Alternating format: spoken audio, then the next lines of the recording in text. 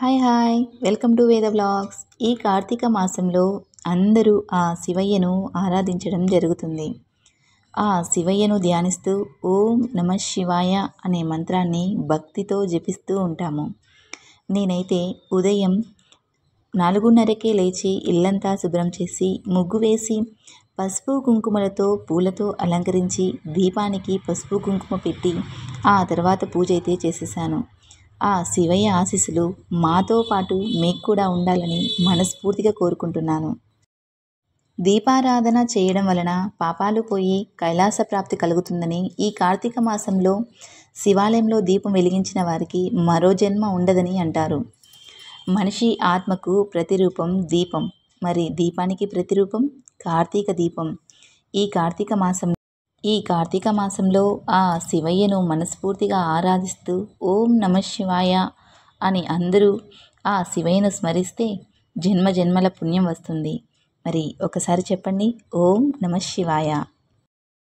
హృదయపూర్వకంగా పూజించిన భక్తుడి పట్ల ఆ మహాదేవుడు కరుణ చూపిస్తాడు.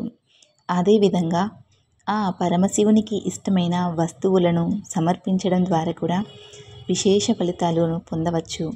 అలాగే శివుడికి ఇష్టమైన వాటిల్లో ఒకటి ఏంటి అంటే బిల్వపత్రం. ఆ శివయ్యకు ఇష్టమైన వాటిలో బిల్వపత్రం ఒకటి. శివునికి బిల్వపత్రం సమర్పించడం వలన విశేష ఫలితాలు లభిస్తాయని నమ్మకం. అందుకే బిల్వపత్రాలను ఆ శివయ్య పూజలో ఎక్కువగా ఉపయోగిస్తూ ఉంటారు. ఈరోజు నా పూజ అయితే కంప్లీట్ అయిపోయిందండి. ఇంకా ఈవినింగ్ వచ్చేసి శివాలయంకి వెళ్ళి 365 వత్తులు వెలిగించాలి అని అనుకున్నాను. అందుకోసమని ఒత్తులనైతే సిద్ధం చేసుకోవాలి. ఇంకా అందరూ బాగుండాలని మనస్ఫూర్తిగా కోరుకుంటున్నానండి. అందరూ బాగుండాలి, అందులో మేము కూడా ఉండాలి. ఇక ఒత్తులైతే తయారు చేసుకొని ఈవినింగ్ అయితే శివాలయం పిల్లలు ఇంటికి వచ్చిన తర్వాత గుడికైతే వెళ్ళాలండి. ఇదిగో ఇలా కాటన్ దూదినైతే తీసుకున్నానండి. ఇది లాస్ట్ టైం మా ఆయన ఎక్కడో చైన్లో అయితే తీసుకుని వచ్చారండి. ఇది అంతా చూడండి ఎలా ఉందో, చైన్లో తీసుకుని వచ్చారు కాబట్టి ఇలా ఉంది.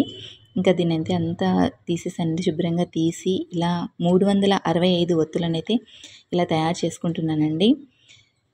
నేను ప్రతి ఇయర్ ఇలాగే నేనే తయారు చేసుకుని ఒత్తులను అయితే వెలిగిస్తానండి. అయినా ఈ కార్తీక మాసంలో 365 ఒత్తులు ఎందుకు వెలిగించాలి, ఎందుకు వెలిగిస్తారు? ఈ కార్తీక మాసంలో ప్రత్యేకంగా వెలిగిస్తారు ఈ 365 ఒత్తులు. ఎందుకంటే అది కూడా కొన్ని ముఖ్యమైన రోజుల్లో, అంటే కార్తీక సోమవారాలు లేదా ఏకాదశి, పౌర్ణమి లేదా పోలిపాడ్యమి, ఇలా ముఖ్యమైన రోజుల్లో అయితే ఈ 365 రోజులను ఎక్కువగా వెలిగిస్తూ ఉంటారు. అది కూడా ఈ 365 ఒత్తులు మన చేతులతో మనమే తయారు చేసుకుని వెలిగిస్తే ఆ ఆనందమే వేరు కదా. అందుకే నేనైతే ఇలా ఒత్తులు తయారు చేస్తున్నానండి. అయినా ఈ కార్తీక మాసంలో 365 ఒత్తులు ఎందుకు వెలిగించాలి? ఎందుకు అంటే సంవత్సరంలో మనం ఎప్పుడైనా దీపం పెట్టకుండా ఉంటాము కదా, అందుకని 365 ఒత్తులు అయితే వెలిగిస్తాము. మరి ఈ 365 ఒత్తులను ఎక్కడ వెలిగించాలి అంటే ఈ ఒత్తులను శివాలయంలో వెలిగిస్తే మంచిది. అందుకని ఈరోజు అయితే గుడికి వెళ్ళి వెలిగించాలి అని ఈ ఒత్తులను తయారు చేసుకొని నేనైతే 365 ఒత్తులు అయితే తయారు చేస్తున్నానండి. స్వయంగా నా చేతులతో నేను తయారు చేసుకొని, మామూలుగా అయితే రెడీమేడ్గా కూడా దొరుకుతాయి, అలా పెట్టడం కంటే ఇలా తయారు చేసుకొని గుళ్ళో దీపాలు పెట్టేసి వస్తే చాలా హ్యాపీగా ఉంటుంది. ఇలా చూడండి 10 ఇలా 10 ఇట్లా సపరేట్ చేసుకుంటూ కౌంట్ చేసుకుంటూ 365 ఒత్తులు అయితే చేసేస్తున్నాను.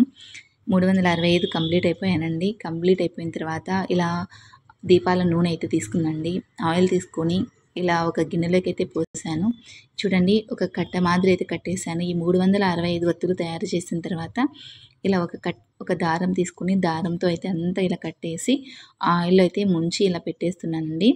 ఇలా పెట్టేయడం వలన మనం ఈవినింగ్ దీపాలు పెట్టేలోపు బాగా నానిపోతుంది. ఆ దూదంతా బాగా ఆయిల్లో మునిగి బాగా నానుతుంది కాబట్టి చాలాసేపు వెలగడానికి కూడా వీలుగా ఉంటుందండి. అందుకోసమని ఇలా నానబెడుతున్నాను. ఈవినింగ్ మనం గుడికి వెళ్ళేలోపు చాలా బాగా నానిపోతుందంతా. అందుకోసమని ఇలా అయితే ఈ ఒత్తులను ఇలా కట్ట మాదిరి కట్టి ఆయిల్లో అయితే ముంచి ఇలా పెట్టేశానండి. ఇంకా ఈవినింగ్ అయితే పిల్లలు వచ్చిన తర్వాత పిల్లల్ని రెడీ చేసుకొని గుడికి అయితే వెళ్ళాలి. ఇక మా పిల్లలు వచ్చిన తర్వాత మేమైతే ఇలా ఈ 365 ఒత్తులు వెలిగించడానికైతే ఇలా పిండి తీసుకొని ఈ పిండినైతే ఇలా మనం దీపంలాగా ఒక ప్రమిదలాగా చేసి వాటిలో అయితే ఈ 365 ఒత్తులు పెట్టి వెలిగించాలి అనుకుంటున్నాను. అందుకోసమే పిండి కూడా ఇంటి దగ్గరే కలుపుకొని తీసుకొని వెళ్తున్నానండి. గుడికి వెళ్ళేటప్పుడు సిద్ధం చేసుకొని వెళ్తున్నాను. ఇలా పిండినైతే కలుపుకున్నాను చూడండి. ఇలా కలుపుకున్న తర్వాత ఈ పిండిని మనము ప్రమిదలాగా తయారు చేసుకోవచ్చు. ఇలా ఇలా చూడండి, మీరు చూస్తే బాగా అర్థమవుతుంది. ఇలా ప్రమిదలాగా తయారు చేసి ఇందులో ఆయిల్ వేసి మనం ముందుగా చేసి పెట్టుకున్నాం కదా 365 ఒత్తులు ఇందులో పెట్టి వెలిగిస్తే చాలా మంచిదండి. అందుకోసమనే నేను అక్కడ చేసుకుంటూ కూర్చుంటే లేట్ అయిపోతుంది కదా, అందుకే ఇంటి దగ్గరే చేసుకుని అయితే తీసుకెళ్తున్నాను. ఇక మా పిల్లలు చూడండి ఎలా చూస్తున్నారో. మా పింకీ అమ్మ చూడండి ఎలా చూస్తుందో కూర్చొని. నేను చేస్తా అంటుంది. టైం అయిపోతుందని పింకీ పాపకైతే ఇవ్వలేదు, నేనే చేస్తున్నాను. ఇంకా నాకైతే ఇలా చేయడం, ఇలా దీపాలు పెట్టడం, కార్తీక మాసం వస్తుంది అంటే అదొక ఆనందం అండి. ఇంకా ఫైనలీ ఆ శివయ్య గుడికి అయితే వచ్చేసామండి. ఇక్కడైతే చూడండి, ఫస్ట్ ముగ్గు వేశాను.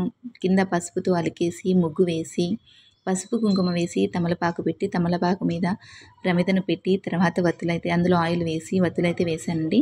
వేసిన తర్వాత ఇక్కడైతే చూడండి శివయ్య లింగము, ఆ శివుని లింగం ఎంత బాగుందో అసలు నాకైతే చాలా బాగా నచ్చింది. తర్వాత ఇక్కడ నందీశ్వరుడు, చాలా బాగుందండి గుడి అయితే, నాకైతే బాగా నచ్చింది. ఇక నేనైతే పూలు అన్నీ తీసుకెళ్ళాను. అక్కడ పెట్టేసిన తర్వాత అక్కడ శివలింగాన్ని మనం ఫస్ట్ వాటర్తో అయితే కడిగి నీట్గా పెట్టుకోవచ్చండి. చాలా బాగుంటుంది, చాలా చాలా బాగా అనిపిస్తుంది. ఇంకా నేనైతే 365 ఒత్తులు వెలిగించానండి. నేను వెలిగిస్తుంటే మా పిల్లలు చూడండి నా చేయి పట్టుకొని వాళ్ళు కూడా పట్టుకున్నారు. నా చేయిని అయితే పట్టుకొని వాళ్ళు కూడా వెలిగిస్తున్నట్టుగా. ఇక 365 ఒత్తులైతే వెలిగించానండి. ఆ శివయ్య ఆశీస్సులు ఉండాలని మనస్ఫూర్తిగా కోరుకుంటున్నానండి. చాలా మంచిగా అనిపిస్తుందండి. ఇలా టెంపుల్కి వెళ్ళినా ప్రశాంతంగా ఉంటుంది. చాలా చాలా బాగా అనిపిస్తుంది. కేవలం జలంతో అభిషేకించినా చాలు, కోరిన కోరికలు తీర్చే ఆ బోలా శంకరుడు. అందుకనే ఎవరైనా సరే మనస్ఫూర్తిగా ఆ పరమశివుని పూజిస్తే కోరిన కోరికలు నెరవేరుతాయి. ఇక నేనైతే 365 ఒత్తులు వెలిగించి ఇంకా పక్కకైతే వచ్చేసానండి. ఇంకా తర్వాత మా పిన్ని వెలిగిస్తుందండి. మేమందరం కలిసి ఒకటేసారిగా వచ్చేసాం గుడికి. ఇంకా నేను వెలిగించిన తర్వాత మళ్ళీ మా పిన్ని కూడా యథావిధిగా తను కూడా ముగ్గు వేసి పసుపు కుంకుమ ఇలా దీపం పెట్టి ప్రమిదలో దీపాలు పెట్టి ఇలా వెలిగిస్తూ ఉంది తను కూడా. ఇక శివుడికి ఇష్టమైన వాటిలో మొట్టమొదటి ఏంటి అంటే బిల్వపత్రం అండి. బిల్వపత్రం చాలా ఇష్టం ఆ శివయ్యకు. శివునికి బిల్వపత్రం సమర్పించడం వలన విశేష ఫలితాలు లభిస్తాయని మన నమ్మకం. అందుకే బిల్వపత్రాలను శివుని పూజలో ఎక్కువగా ఉపయోగిస్తూ ఉంటారు. కేవలం జలంతో అభిషేకించిన చాలు, కోరిన కోరికలు తీర్చే ఆ భోలాశంకరుడు.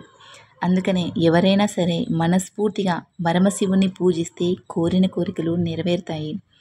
హృదయపూర్వకంగా పూజించిన భక్తుడి పట్ల ఆ మహాదేవుడు కరుణ చూపిస్తాడు. అదేవిధంగా ఆ పరమశివునికి ఇష్టమైన వస్తువులను సమర్పించడం ద్వారా విశేష ఫలితాలను మనం పొందవచ్చని, ఆ శివుడికి ఇష్టమైన వాటిలో ఒకటి బిల్వపత్రం అని మనం తెలుసుకోవాలి. ఓకే ఫ్రెండ్స్, అందరూ బాగుండాలి, అందులో మీకు కూడా ఉండాలి.